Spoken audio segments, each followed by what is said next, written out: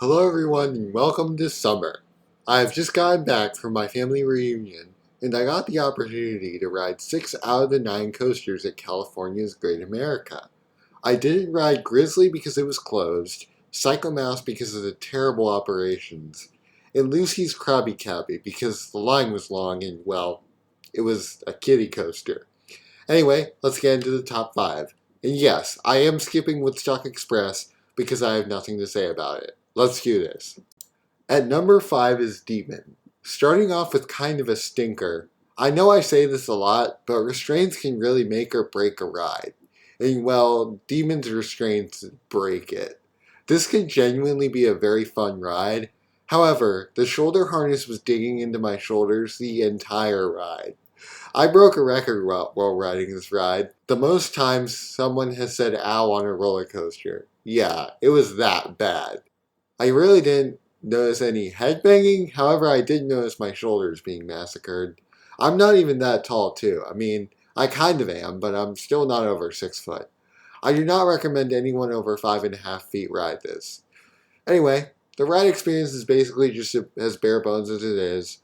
A drop that actually gave surprising floater, 2 loops, a tunnel with trims, a turnaround, 2 corkscrews, and a helix. Yeah, that's it. Anyway, let's just move on already. At number 4 is Patriot, the worst capacity ride at this park. Honestly, this coaster genuinely did nothing. It's just there. It exists. I had to sit in the middle, so I got no chance for the airtime during the corkscrew, according to Canopy Coaster. But I'd just like to say that I officially rescind my opinion of a vortex floorless treatment being a good idea. It's better off demolished, honestly. It's probably way too late to do that anyway, so why bother? Also, before I move on, I'd like to mention this coaster's absolutely abysmal operations. The line was about 20 minutes long, which wouldn't seem like a problem to most if they weren't dispatching trains every 5 minutes. Anyway, that's all I gotta say. It exists. Moving on. And number 3 is Gold Striker. Wow, honestly, this is probably a bigger letdown than Pantheon. The drop was fun, and so was the first airtime hill, and then just pure jackhammering afterwards. It's like really rough. And not in the good kind either, like Grizzly. No, this is just pure pain. I'm honestly surprised what such a big jump from this ride to the top 2 is. This probably doesn't even make it into my top 25, and maybe not even my top 50, but the next 2 are both in my top 5. Anyway, to sum things up, Gold Striker is basically just a really rough nothing burger.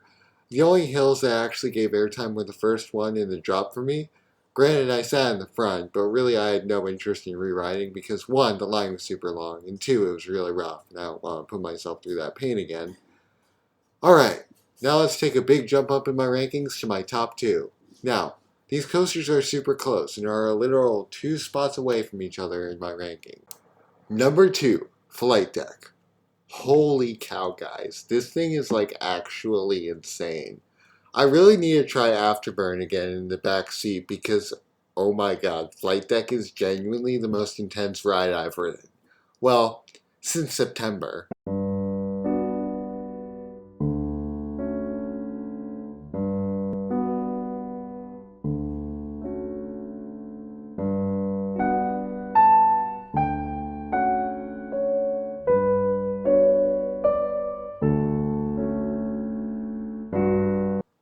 Anyway, let's go through the layout. Both my rides were in the back row on the far right side.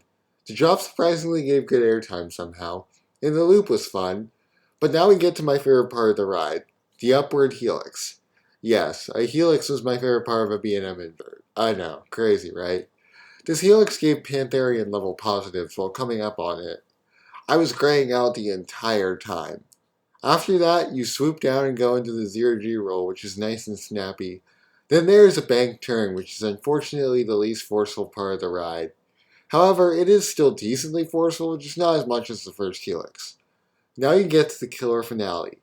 An incredibly snappy corkscrew, and 1 final helix, which again made me gray out. Then you slam into the brakes and the ride is over. Overall, Flight Deck is an elite coaster, and it absolutely has the potential to beat Railblazer.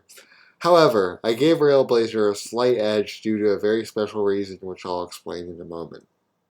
And coming in at number 1 is Railblazer, the best coaster at the park and my number 2 coaster only behind Pantherian. This coaster is amazing in every way possible, and the only reason I have it slightly over Flight Deck is actually because it was my 100th coaster. So that was a cool milestone to have, and I definitely think I picked the right one to be my 100th. There are really no flaws with this ride, aside from the capacity, and the restraints weren't too bad either.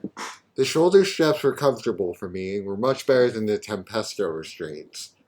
The only thing I really don't like about the seats were the fact that your legs have to be spread super far apart above the rail, but whatever, it's fine. The ride itself is genuinely one of the most insane rides I've ever done. The airtime is out of this world, and even though it's a bit short, I'm not mad if it's a short ride as long as it's a good one. And well, Railblazer is obviously a good one.